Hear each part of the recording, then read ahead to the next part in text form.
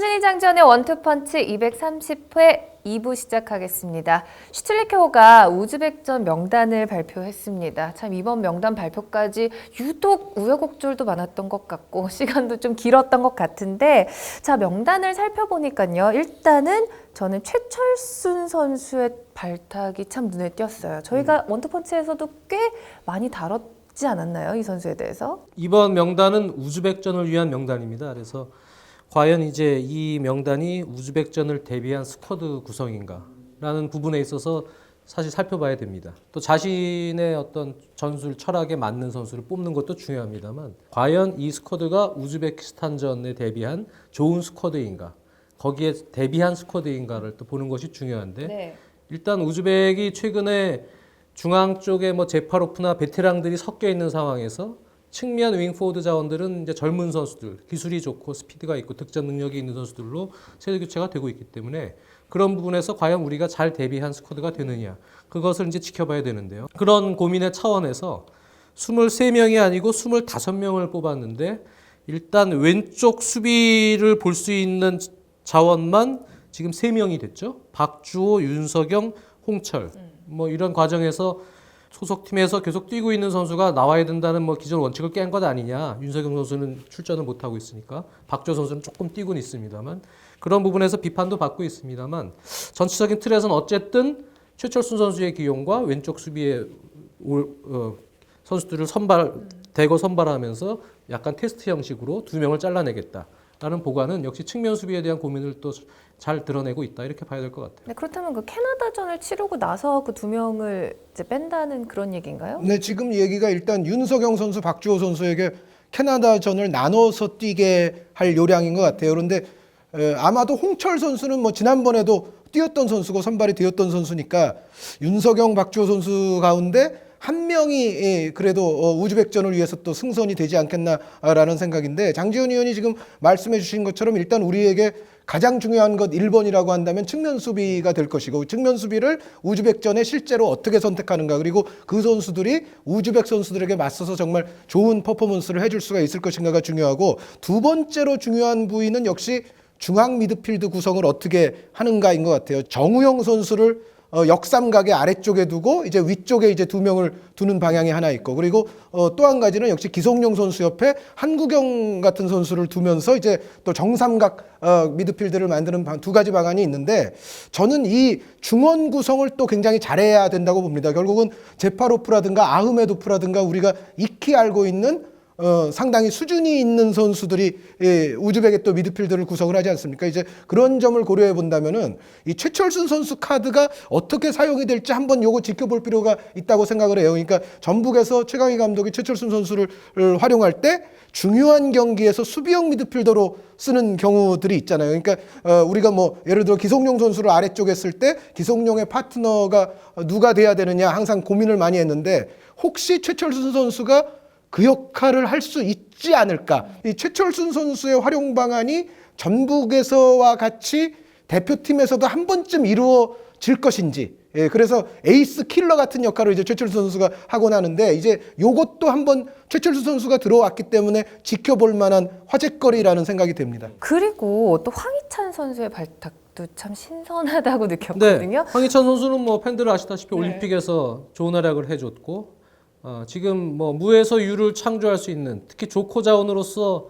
무언가 히든 카드로 뽑을 수 있는 충분한 역량을 지금 가지고 있습니다. 일단 패기가 있고 어리기 때문에 또 리그에서도 최근에 또 주전으로 나오는 횟수가 늘어나면서 경기 어떤 경험도 많이 쌓여가고 있어요. 그래서 황희찬 선수 물론 좋고 이정엽 선수는 뭐 득점을 지금 많이 못 해주고는 있습니다만 아무래도 뭐 아시안컵 때도 그렇고 지금 감독의 성향에 맞는다. 네, 그래서 뽑은 거 다 좋습니다. 근데 저는 사실 이런 이제 선수 구성은 감독이 이제 결과로 나타내면 됩니다. 이거는 이제 감독이 원해서 만들어 놓은 선수 구성인데 이것보다도 중요한 것이 사실 지금 이 우즈벡전 이 같은 경우는 분위기 싸움입니다. 네, 그러니까 지금 사실상 슈틸리케 감독이 지지율이 사실 많이 떨어졌습니다. 이 감독도 운영을 지금 대표팀 운영을 하는 있어서 일단은 선수들한테도 신뢰 회복을 할 수 있는 인터뷰 요령이 필요하고 그렇죠. 네. 그리고 국민들한테도 성원을 받을 수 있게끔 인터뷰가 필요한데요. 네. 저는 무엇보다도 이런 문제를 떠나서 일단 인터뷰가 좀 아쉽네요. 네, 이 명단 얘기는 발표하면서 했던 그 인터뷰를 그렇습니다. 말씀하시는 몇 거죠? 구절이 또 몇몇 기자분들께서 몇 구절에 대해서 비판적인 기사들이 있었죠, 실제로. 그런데 저는 뭐 그 몇 가지가 있습니다만 그 중에 하나 정도 역시 좀 문제성 되는 것이 우리에게는 이 경기 후에도 앞으로 5경기가 남아있다. 그거는 제가 봤을 때는 상황 인식의 차원에서 5경기 남은 것보다 훨씬 중요한 게 이 한 경기라는 생각이 들거든요. 그러니까 여기서 실족하면은 뒤에 5경기가 의미가 거의 없어질 수도 있다니까요. 그러니까 이 경기는 사실은 우즈벡전 이후에 5경기가 남겨져 있는 걸 모르는 사람은 없잖아요.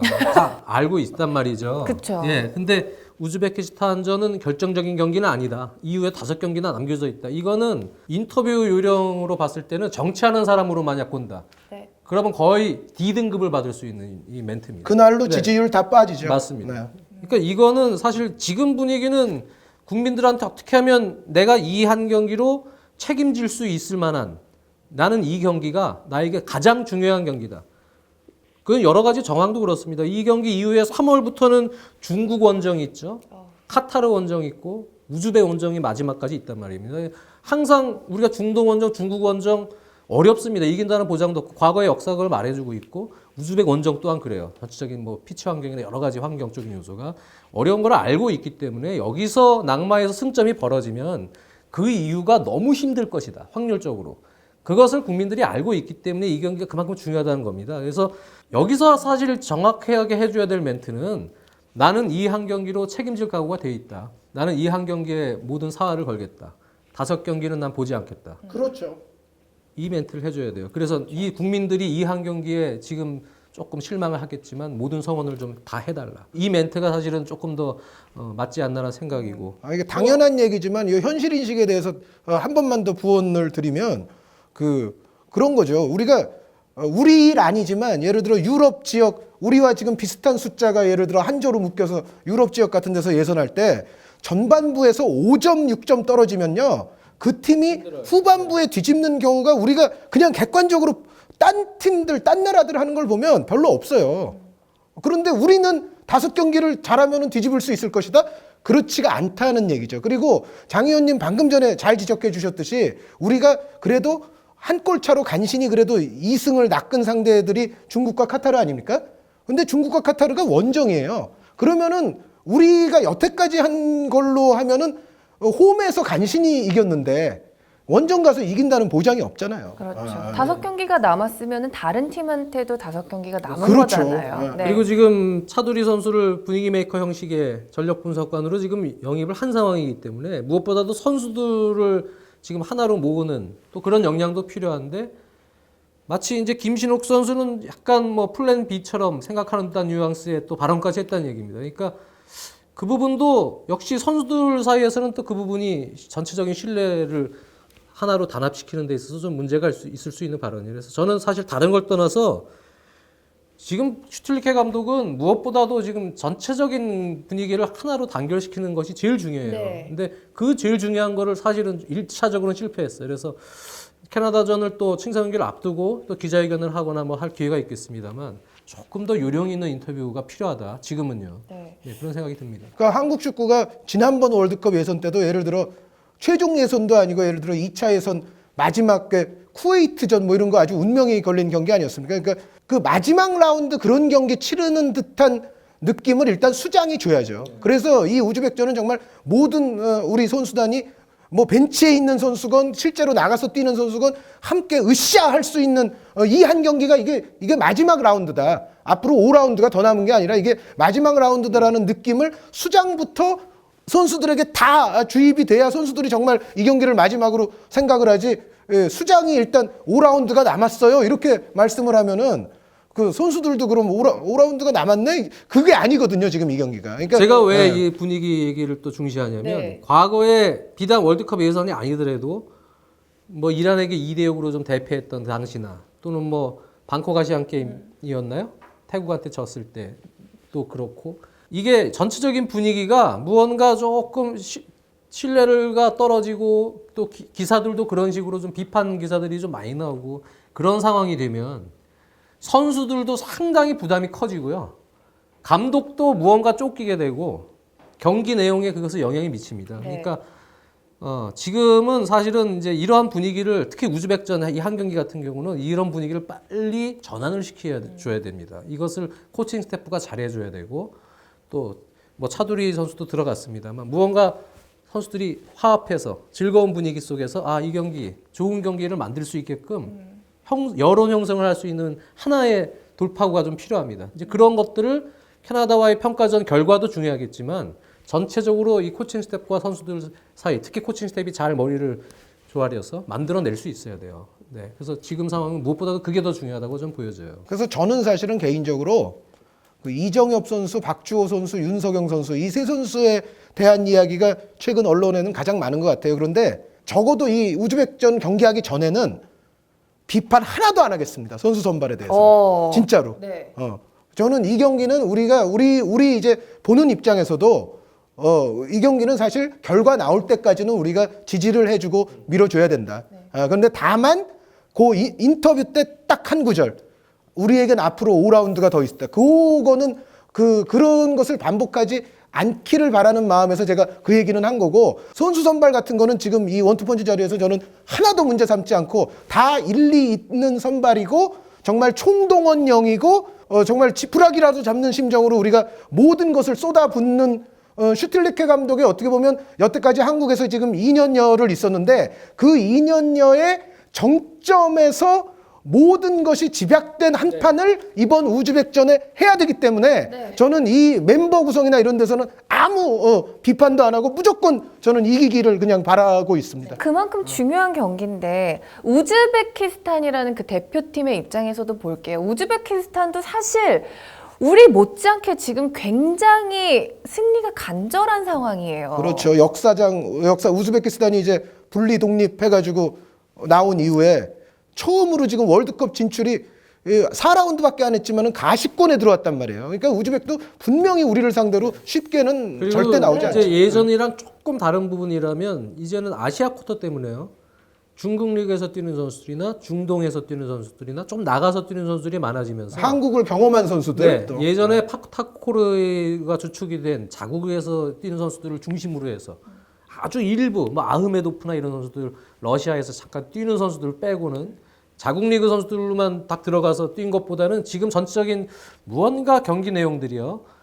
이제는 조금 넓어진 느낌? 더 선진화됐죠. 네, 전체적으로. 그런 느낌의 우즈베키스탄이니까 우리가 사실 언론에서 조금 대표팀 위해서 그나마 작게나마 도와줄 수 있는 부분은 저도 우즈베키스탄을 면밀히 아직 검토한 단계는 아닙니다. 경기를 대충 보긴 했지만 우리가 좀 면밀히 검토해서 자꾸 이제 우즈베키스탄의 그래도 장단점 또 대표팀이 좀 해야 될 실질적인 접근에서의 문제들 이런 것들을 조금 풀어줬으면 좋겠네요. 네, 자, 두 팀이 참 간절한 상황에서 지금 만나는데 우리가 이 대표팀을 지지해 주려면은 그 아까 말씀해 주신 것처럼 뭐 선수들에 대한 비판보다는 사실 조용히 묵묵하게 좀 지지를 해주는 게 필요할 것 같습니다.